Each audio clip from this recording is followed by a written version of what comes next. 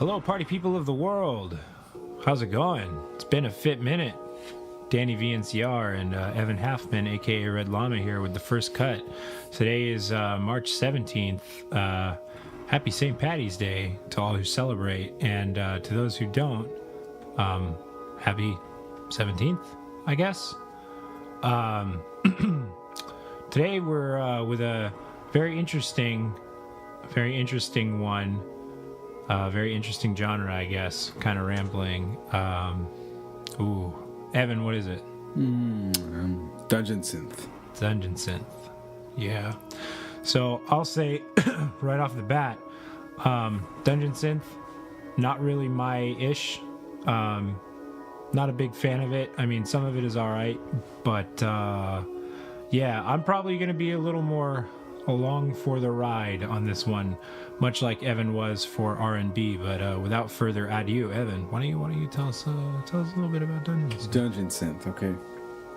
So I find Dungeon Synth to be sort of an interesting sort of niche phenomenon.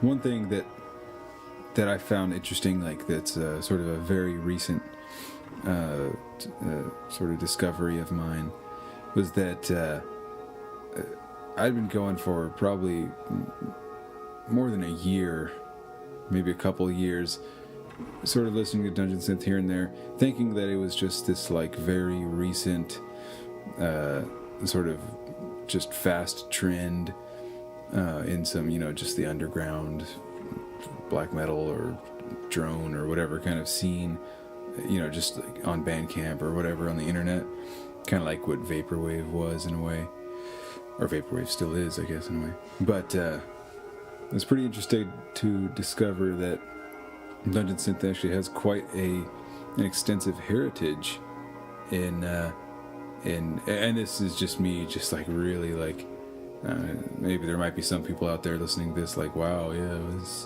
that's obvious, like, but maybe I'm just showing my humility that there's a lot about music I don't know, but yeah, so it kind of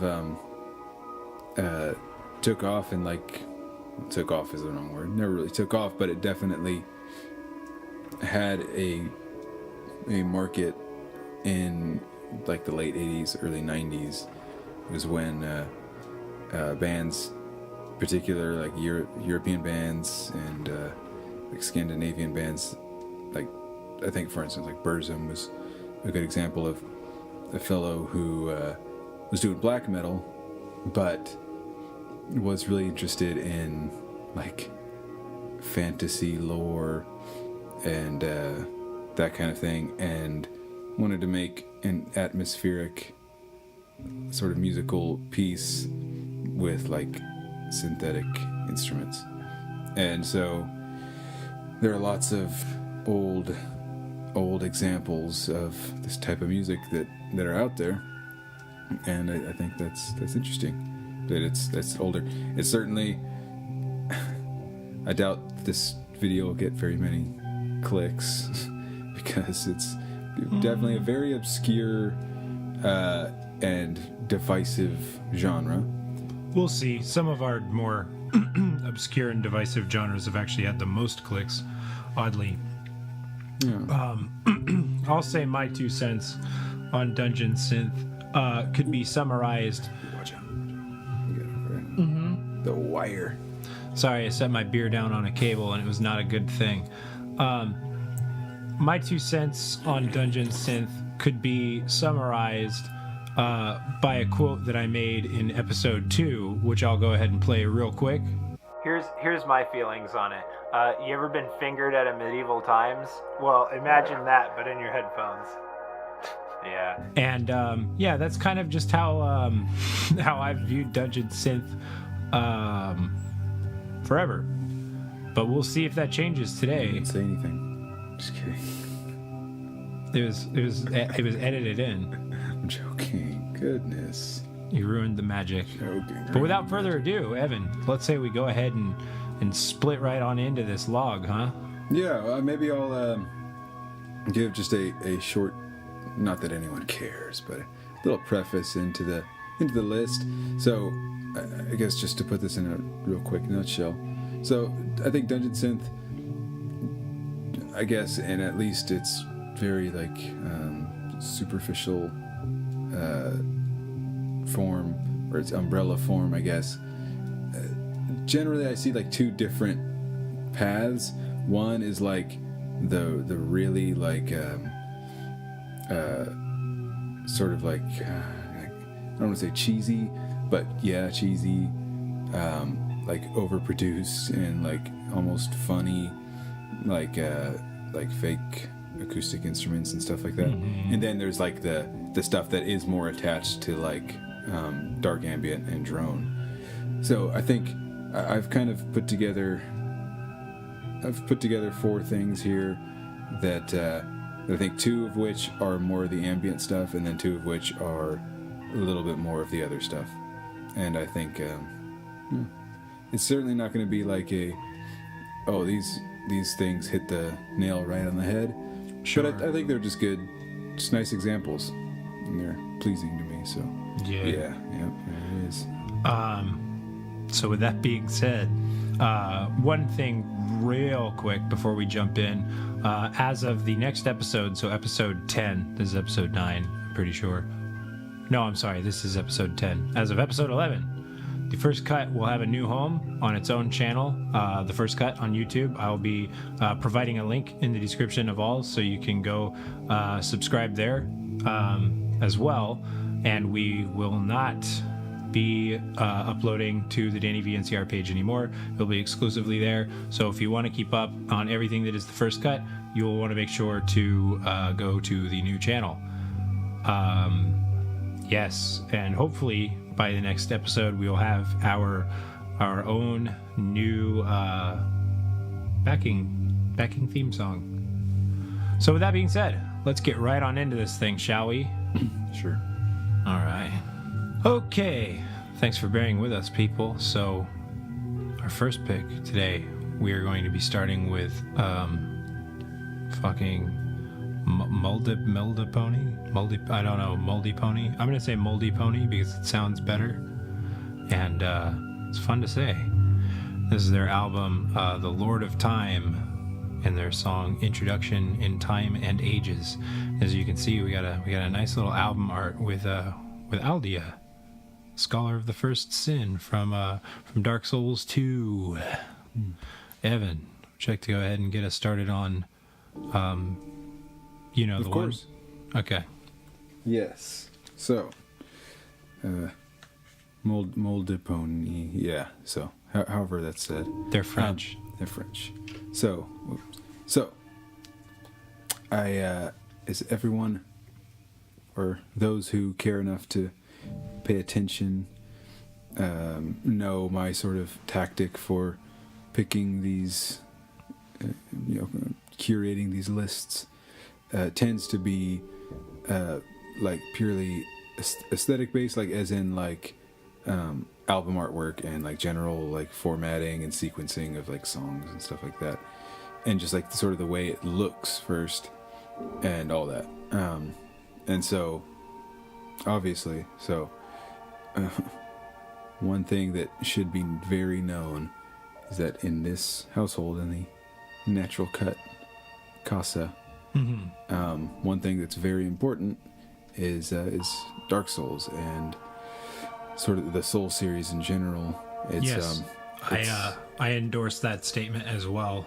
Yeah, it's a very not even exaggerating or trying to be funny. Like it's actually like a very important. I mean, I know it is for Daniel, but it is a very, very cherished religious experience. National treasure here in our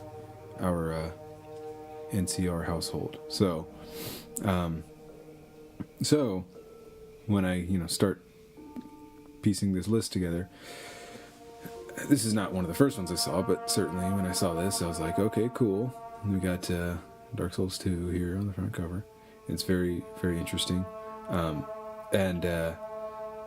So I wanted to jump into it, and yeah, I kind of like, I guess, so like I'd said with regard to, having these two separate sort of camps of dungeon synth, like dungeon ambient, dungeon synth, whatever. This one's definitely on the ambient side. So, I'm going to try to alternate, but what I like that this album does is that, well, I'm like probably stuttering a lot because I'm trying to like let the music breathe a little bit, but I think you'll probably be forgiven for that. I'm just gonna say. Well, yeah. So, as we get a little bit later into this this journey, we start to play around more with like acoustic drums, and I think it's really neat sounding, sort of the way that like these synth instruments and like these synth pads sound with these like big sounding acoustic drums, and like it, I guess, mainly reminded me of like old Porcupine Tree, like yeah, you're talking like some Up the Downstair era, or like Sky Move Sideways. Yeah, that's not that kind of stuff where it's just like these huge pieces. Oh, here we go. Yeah. For anybody who has not listened to the Sky Move Sideways and was like, that's an interesting album name, and you're kind of digging on this, please do yourself a favor, go listen to that. It's an absolutely incredible album. Yeah, I could just hear like Stephen Wilson's voice just like popping over the top of this. Yeah. It's a... We lost the skyline. Yeah, anyways. So yeah, like I'm like definitely, yeah, this does something for me, and I like it. I think it's unique, and yeah, I think it's just good. I mean, I'm not gonna say like, oh, it's like extravagant, but I mean it's very like humble, and just like it has a neat, simple aesthetic, and just plays to it. So now my big thing, I'll say in listening to this is that this is resoundingly separate from what my definition of dungeon synth has been. However, I am noticing immediately that is one of their tags. So I will openly admit that I guess it's entirely possible that, I've heard 3, 4, 5, however many examples of dungeon synth, and they were all just really cheesy at the at the bare bones corny of what it is. We're gonna have some of that. That's the fun stuff. Nice. But I think there's a huge point to be said for that kind of, unfortunately, is a lot of what Bandcamp is. And honestly, that if it hasn't been stated before, and honestly I'm sure it has, but if it hasn't been stated before, I can't overstate that was the inspiration for why Evan and I made this podcast from the beginning to begin with, was how many nights we would spend listening to just absolutely innumerous amounts of artists on Bandcamp and go, wow, this guy really sucks, this one really sucks, this artist really sucks, I wish I could just find some good black metal or some good this or that or whatever. And we always would, but it's such a chore wading through all of the crap, to be quite honest. And I know I usually try to keep everything upbeat and positive for the most part, but there's a lot of not good music on Bandcamp, to be quite frank. And that was a huge reason that we started this list, was to try and find artists that, or not this list, well, I guess this list too, but this podcast in general, was to find artists that we thought were really stellar, who were probably getting completely bogged down in the countless weights of bad music and try and make lists where we say, hey, but these guys are really good. If you've tried to find good metal, good black metal on Bandcamp and you just absolutely can't, here's some great black metal, or here's some great dark ambient, or here's some great dungeon synth. And that was the whole point, really, was not only to try and shine a light on these artists that were great for the sake of the artists and hopefully help them out at least a little bit, but also to show that there really are good artists on Bandcamp. There's a lot of them, in fact. Yeah, I mean, certainly. Did I just kind of like foreshadow that black metal is now like forcibly going to be our next episode? Perhaps. We'll see. If by the episode I'm married to it, we'll see. But I was gonna say maybe it's. I don't want to scare anyone away with because sort of I think like dungeon synth and dark ambient and this kind of stuff is like so married with the black metal sort of sound that I wouldn't want. Yeah, I like to keep it fresh and interesting every time. There for sure will be a black metal list eventually, of course. But yeah, we'll see what the next episode brings. Love that. I just love the way that sounds. It's awesome. Yeah.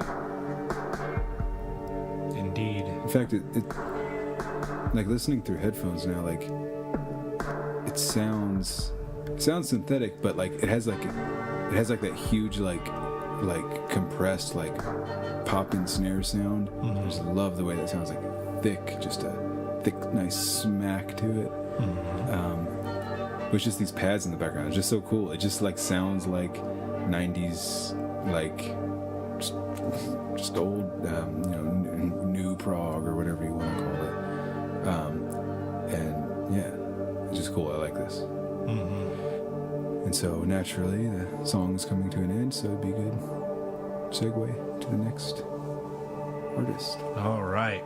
So on to the next artist. Okay, pick number 2 today. We have Draumar and Ein Wintermärchen. I think I'm pronouncing that right. I'm not really German enough to be the authority of Märchen, ein Wintermärchen. All right. I don't know. Please don't. I don't want to be embarrassed. I'll put our address in the link if you want to come and crucify Evan and I. But this is, I think this is just track 1. Yeah, just track 1. Look at that. If I'm not mistaken, I believe that means the Winter March. But yeah, track 1. Let's get dang old into it, Evan. Yes.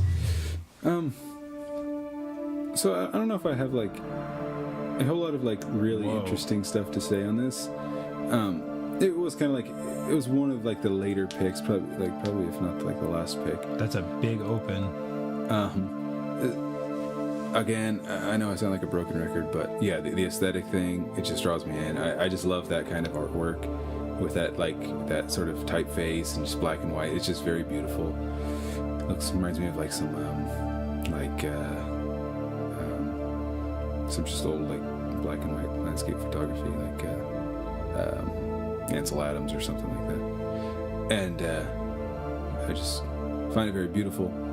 And so it was kind of tough, like putting together this list, I think, because I think there is like such a serious amount of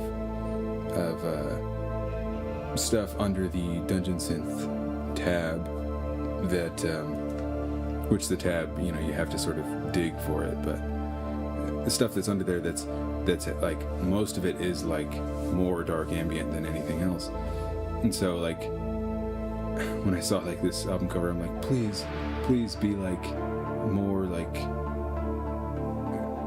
I guess more driven and not so ambient, which this is fairly ambient, obviously, as you can tell from the start, but I think like it doesn't sound as droning, so I think it has a nice like almost sci-fi quality to it, but applied to the sort of, well, like the banner says, the sound of mysticism. It just sounds like like synthetic mysticism. It's just a really neat, sort of unique cyber wizard. Yeah, like well, yeah, like I was gonna say electric wizard, but I was like, well, yeah, that's what I've always liked about Dungeon Synth. I've always found it like similar to vaporwave in the way that it's just like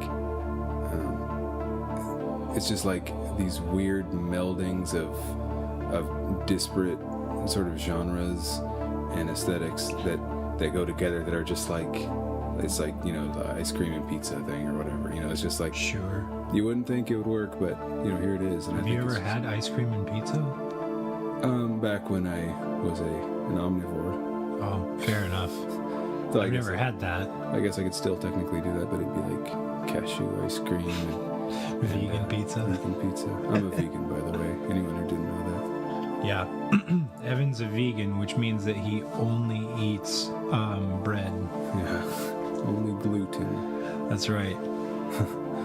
He only eats wood elves. Yeah. Wood elves, yes, of course. Hence why we're listening to this. It's great nom music for wood elves. Yeah. I think one thing that I was trying to find, while this doesn't really have to do with this music, though. I think it's fitting to just speak over this music. It's agreeable, but proceed. Is I was looking for like the Tolkien-esque sort of work. Something to listen to while you're reading the Silmarillion. Yeah. So I mean, gotcha. Well, I made a very big confession earlier about Dark Souls and the Souls games being a very heavy influence on me, but here I'm gonna go full god tier nerd, and yeah, like Lord of the Rings. This is where I actually have to dip out, because I am, and I know I'm going to get crucified for this eventually. I am not a fan of the Lord of the Rings and the greater works of Mr. Sir Tolkien. I've never read the books, to be fair. Actually, it's not true. I read The Hobbit, but not really a fan. Yeah, well, I think the thing I love about Tolkien so much is that, like, The Hobbit and the Silmarillion and the Lord of the Rings, they're all like completely different in tone. Like, the Silmarillion reads true. Like an old Bible. The Hobbit is very, very different from the Hobbit. Definitely has a way more like adventure feel, which is great. I mean, that's what it's about. It is very interesting, though, how massively different the book is from the movie. Because, like, actually, come to think of it, I actually liked the book of The Hobbit, but the movies were a little over the top, I think. Well, then there was the high frame rate stuff that I think was kind of... I mean, I didn't mind that. Strange. I think a strange choice. I'm a film frame rate purist, traditionalist. I just feel like 24 frames per second is where that sort of thing should stay. Should probably reel it in. We're getting way off track from cool. music. It's cool. It's whatever, bro. Okay. So, yeah. This music is nice. Yes. Let the train speak. Yeah. What do you have to say there, Mr. Train? It's the only unfortunate thing of not being able to make these in a genuine studio is all of the noise, all of the frogs croaking and the trains. Yes. It's actually very late while we're recording this. Yes. Yes, it is actually. Yes, it sure is. That being said, what were you getting on with the whole? You're getting on the Tolkien stuff. Oh, yeah. I mean, I just love Lord of the Rings, and like that's. I couldn't actually find anything that, because there certainly is like a strong subgenre of Dungeon Synth that's based on Tolkien works, and I would have loved to find something that I liked, but there just wasn't anything I think that was worth my time. But I think like this Shots fit. fired. Yeah, pretty much. Okay, I'm kidding. Balls in your court. Yeah. Whoever. Whoa, what on earth? Great. Yeah. It's like, oh, I'm sorry, and now it's like, what? But anyways, I doubt anyone cares. No, it's dope. So Dig it. like, yeah, it's just I'm just speaking in a circle. I think it's probably time to move on, but listen to this for a couple more seconds. Yeah? Alright. I guess this could be a nice foreshadowing of the black metal episode. Yeah, which will not be the next Which episode. will not be the next one. But For it the will sake happen of- eventually. For the sake of breath. Yeah, for real. I'll say too, for anyone keeping score at home, man, we haven't done a drinking game in a while. I don't want to do that this episode because it's too late, but we should totally do that on the next episode for real. But there will be a Vaporwave episode eventually too. That is actually one thing I will say before we move on, that Evan and I actually both have a very great respect for. That the world kind of seemed to take it as an overall joke, and I think as a greater whole, it kind of was. But that's also, I think, kind of what was so great about it was how serious and how like just overall, or not serious. Sorry, I may have had a bit too much to drink, fam. But how just kind of He's been drinking O'Doul's, by the way. yeah. I've been drinking water. I'm distracted by how much I have to pay. If anyone wonders, I'm drinking a Modelo Chelada. No one cares.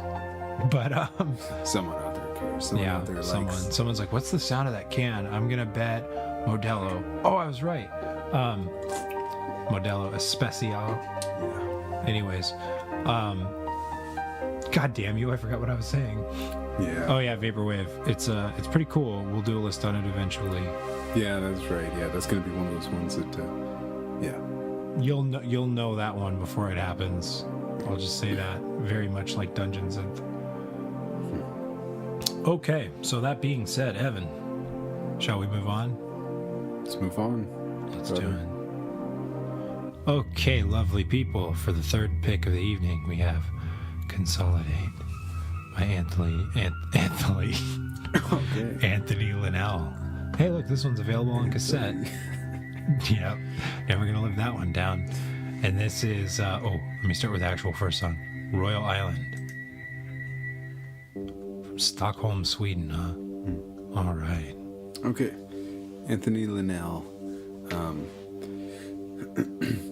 So yeah, this is one I really, really like a lot in like a lot of ways. In fact, I would say, so I have basically like two top picks. I have none because I haven't reviewed any of these. Well, in that I have two topics in that, again, like I've said about the separate branches of the sound, like this would be the top pick for the ambient sound. Mm-hmm. And that's for multitude of reasons. One, like, look at that album cover. That's great. It's amazing. I do It's like just it. so like ominous and just strange, and I think it's just like so just Scandinavian. It's just like like, yeah, this one obviously being sort of more ambient, it's it takes some getting into, so perhaps this is one that I'd strongly recommend going and listening to yourself, as I would everything, but this one particularly.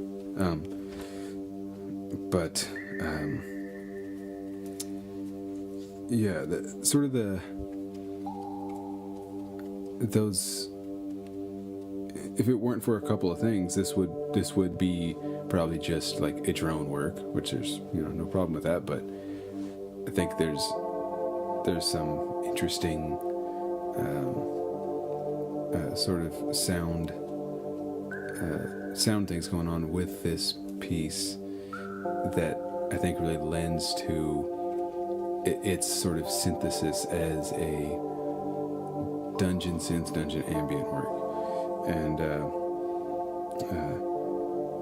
I think particularly like, and this can be just heard throughout, it's just like this sort of this like melancholy drone that pulses throughout, I think like perfectly captures like this that like lonely Swede sort of melancholy. Man, it's been a while since I've heard that phrase.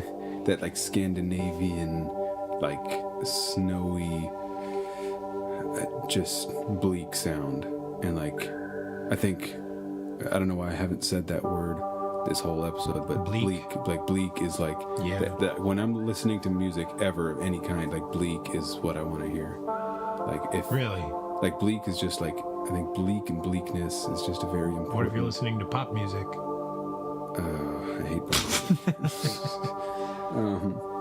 Bleak pop music would be kind of cool, though. Yeah, that'd be like some like Morrissey or something. Maybe. Yeah, I guess so. Though I guess that's more like lyrically bleak, and yeah, true. It'd be like aesthetically bleak. Yeah, it'd be pretty interesting, yeah. But bleak doesn't sell. You need sex to sell. And, True that. and sex isn't bleak. Hey, do you want to up our our views and have some sex going on in here? Yeah. Put some bajingas on the cover of this on the thumbnail. Yeah, that's what I meant. No, that would be funny though. Man, I'm just embarrassing myself all day. What did I just call bajingas? That's the dumbest You thing did say anyone's ever bajingas. said.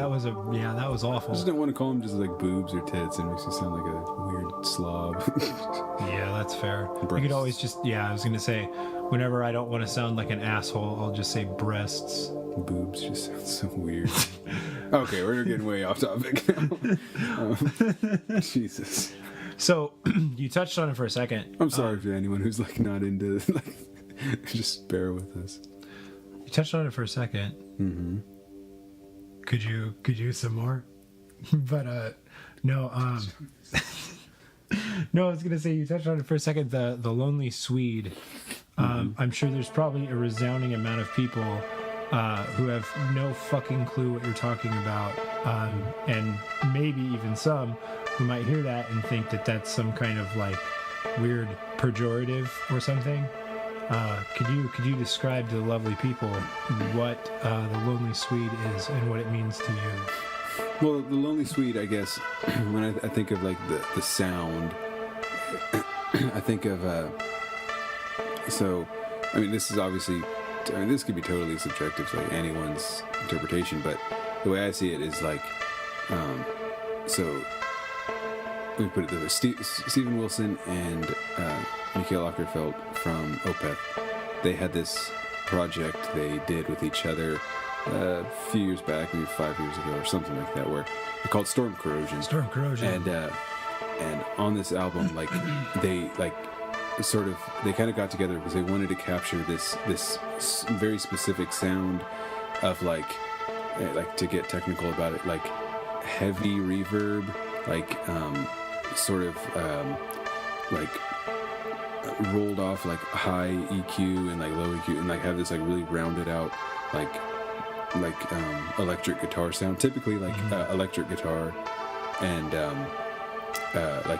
just various acoustic instruments, but like very like again bleak and minimal sounds.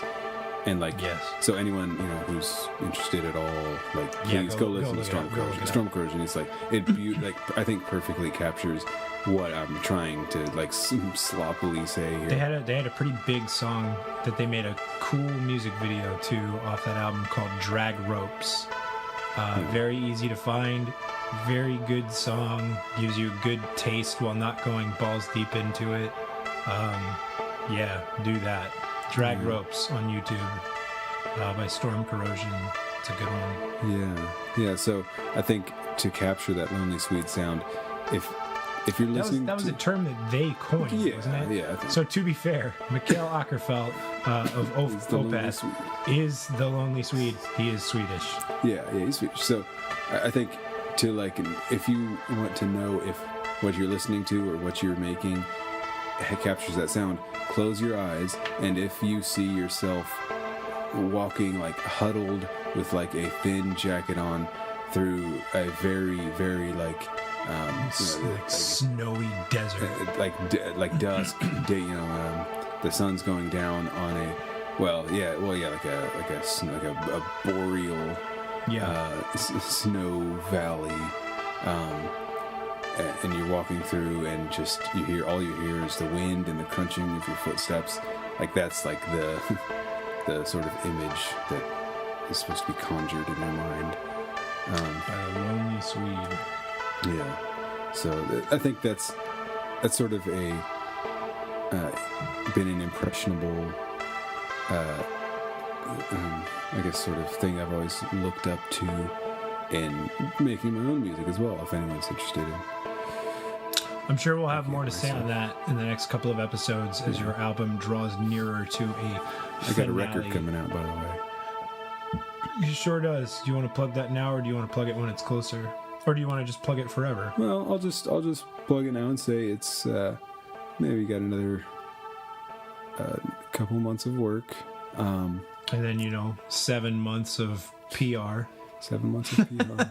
No, it'll be a while, but not that long. And these are a bunch of songs that actually have to do with fire, and sort of not always literally, but like the exact opposite of what we're talking about. Like, yeah. So, anyways, that's probably about as much as I want to plug. But they're all acoustic, very minimal overdubs.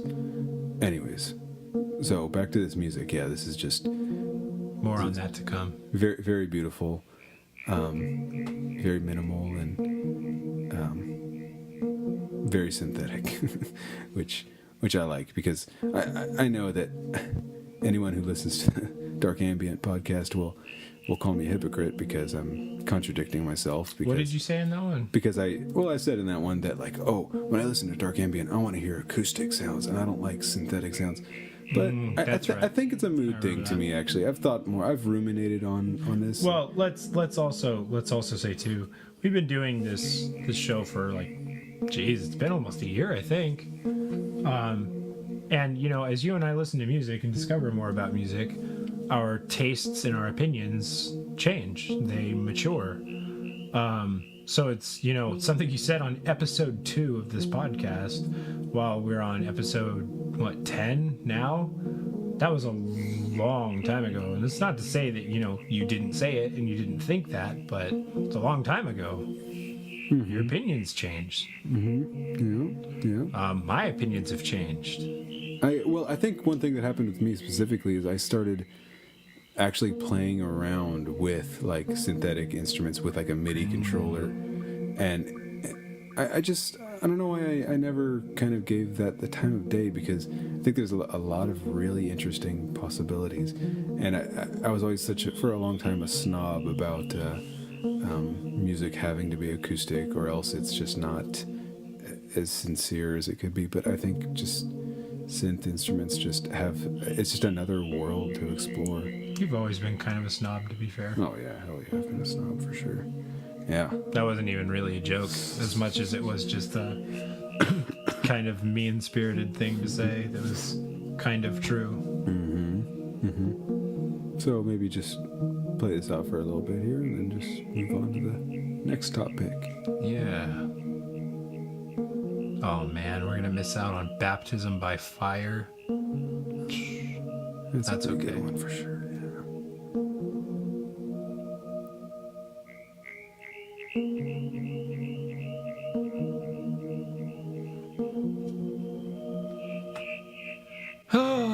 Okay, and our last pick is the goofiest album cover I've ever seen in my life. I would not have thought that was goofy until you pointed out how like small the horses are. That's funny. Okay. But I'm not trying to talk shit. It's just it's a funny album cover to me. I'm not saying the music is bad. I'm not saying it's a bad album cover. well, and if I'm not mistaken, this is like an old painting too. So I mean, this, yeah, obviously the person who made it is not alive to take your criticism in a wrong way or anything. They're very much deceased. So that being said, this is the Canterbury Tales by Chaucerian Myth. Okay. From Greensboro, North Carolina. Chaucerian Myth. So this is a big one to talk about. So I have some splaining to do. Yeah, this is certainly more in what I had been formerly. Yeah, this is mentioning. This is definitely like the tip of the iceberg Dungeon Synth to me. Like this is like the sort of epitome of the sound. Yeah, I'll say that.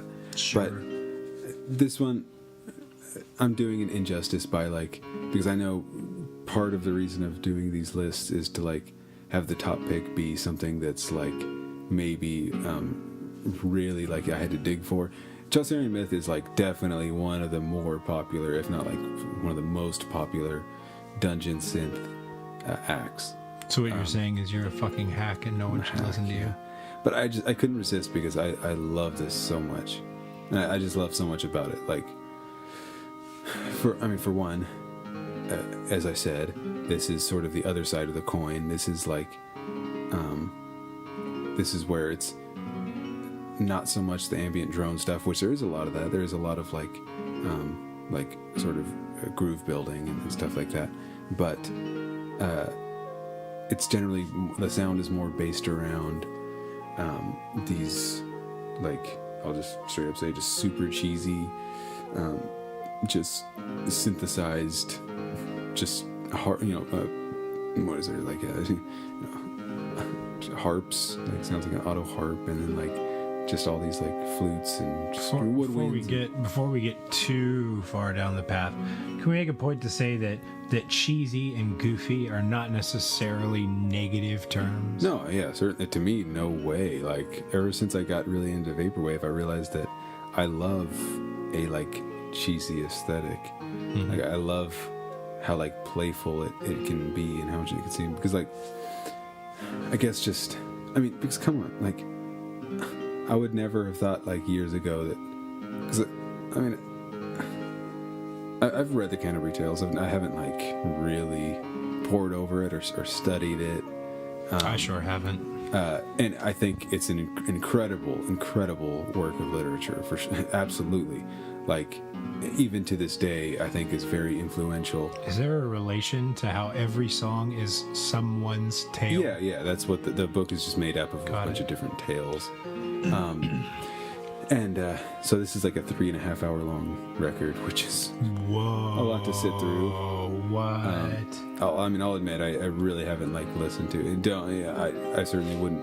I'd be lying if I said we're going to be listening to the whole thing right now. Strap in, motherfuckers. and yes, even general prologue, that's a chapter. That's the first chapter. Yeah, I figured. Tale and other stuff.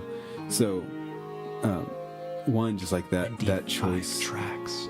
It's very very interesting, extremely interesting in my mind already, just on that. But two, some of these songs that come up that we probably won't get into because I think we'll only wind up getting into tracks 1 and 2 because of how long track 2 is. Yeah. But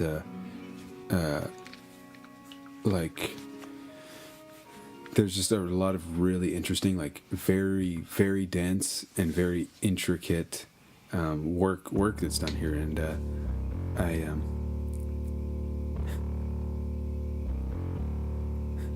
and see, this is if I'm not mistaken, it sounds like a hammered dulcimer that's octaved down to a ridiculous degree, and it makes it sound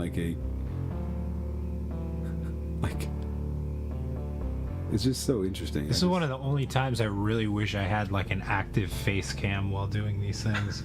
There's been so many weird reactions throughout this entire list. Yeah. Evan can attest to that, but yeah. I think I felt my bowels shaking at the tone of the first note of the song, honestly. Yeah. I just think it's just so unique, and like just by like sheer like dint of like that is just worth it enough. But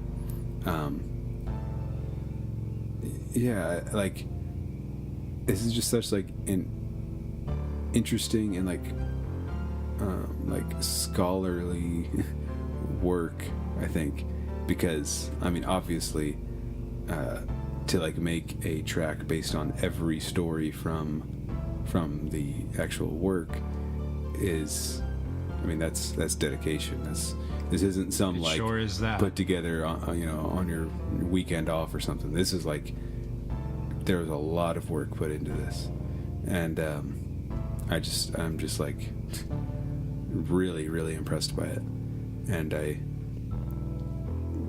just love the way it sounds. It's just such an interesting, weird like melding of like just styles, because you know this like old like medieval style, and I think the main thing about the Canterbury Tales is that it's not like Beowulf or you know The Odyssey or the Odyssey, or like it's not some big epic. Don't go talking shit about the Odyssey. No, Odyssey's great. Yeah, Iliad Sure and Odyssey is. are absolutely incredible pieces of literature, of course.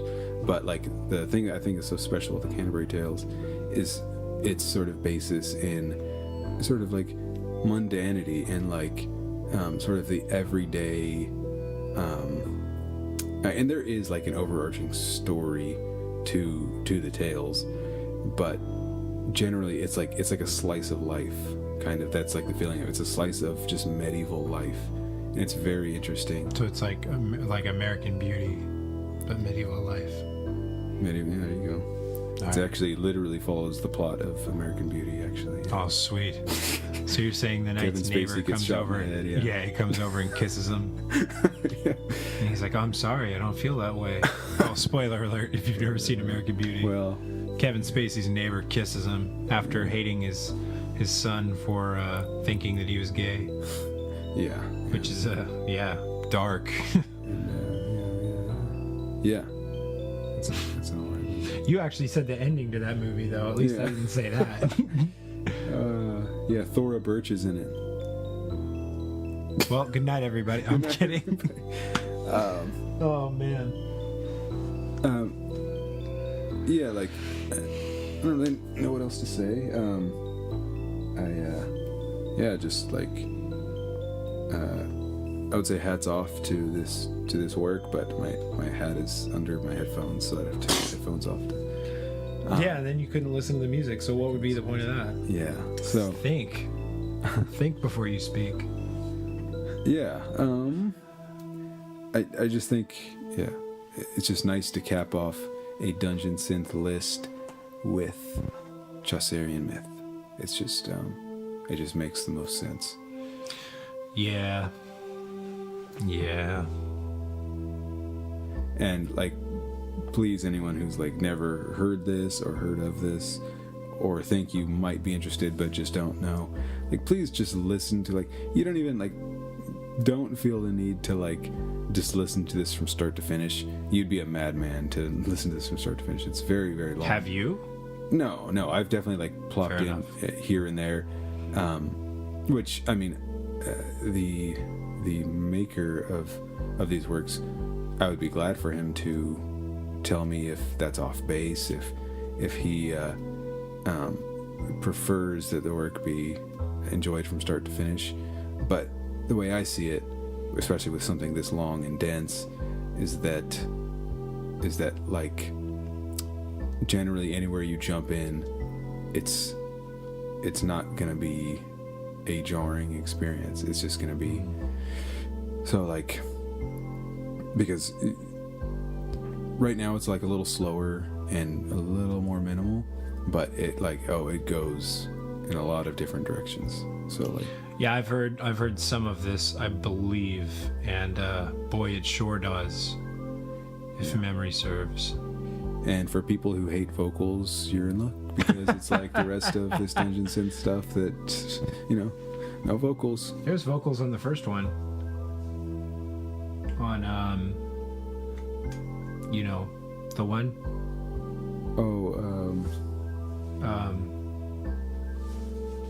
What was it? The moldy pony? Yeah, Moldy Pony.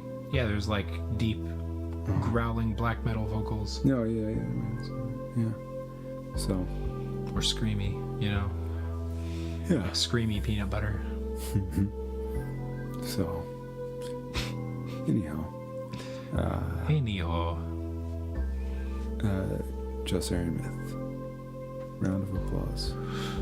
What a fun night we've had here together in the cardigan wearing natural cut home.